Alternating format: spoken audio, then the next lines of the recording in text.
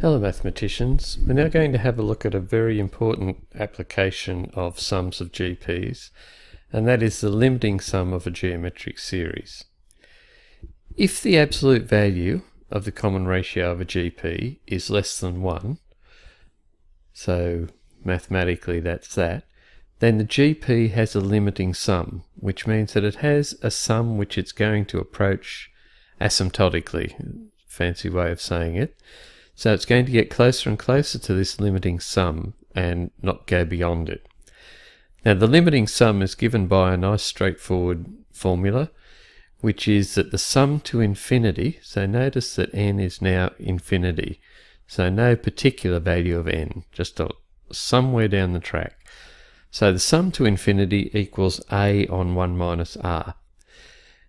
Now, where that equation comes from is the fact that if we look at our sum to infinity as this variation here, because the absolute value of r is less than 1, then since the absolute value of r is less than 1, r raised to a large power tends towards 0 as n tends towards infinity.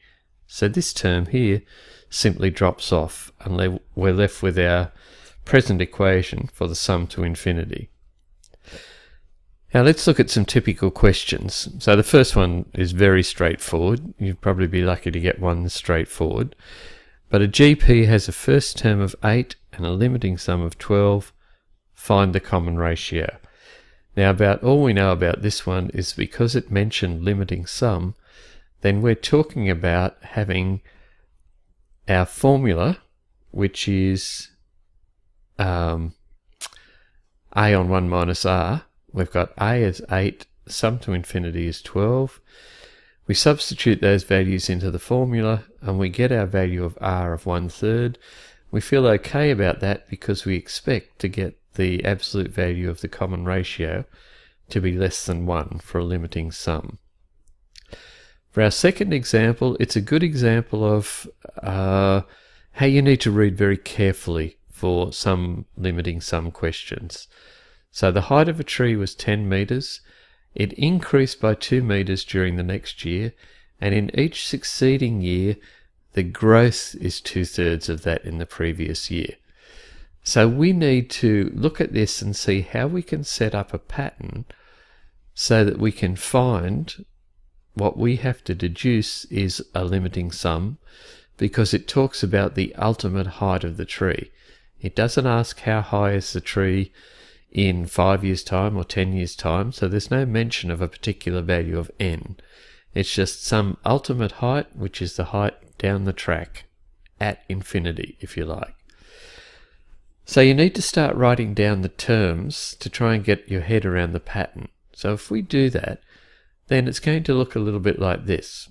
So initially the tree is at a height of 10 meters. The growth is 2 meters, and then it's 2/3 of the growth each successive year. So the initial height of 10 meters is not part of our GP.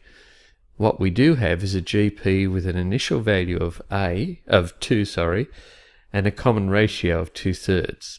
And that's the crux of the whole problem, recognizing that the extra growth on the tree beyond its 10 meters is the sum of a GP with a equals 2 and r equals 2/3, and that GP has a limiting sum.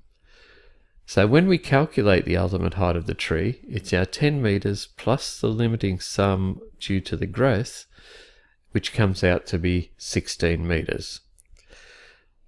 So there are these questions in 6K, but before you have a go at them, think about what the key ideas are in terms of you recognizing a limiting sum question and then going about solving that question.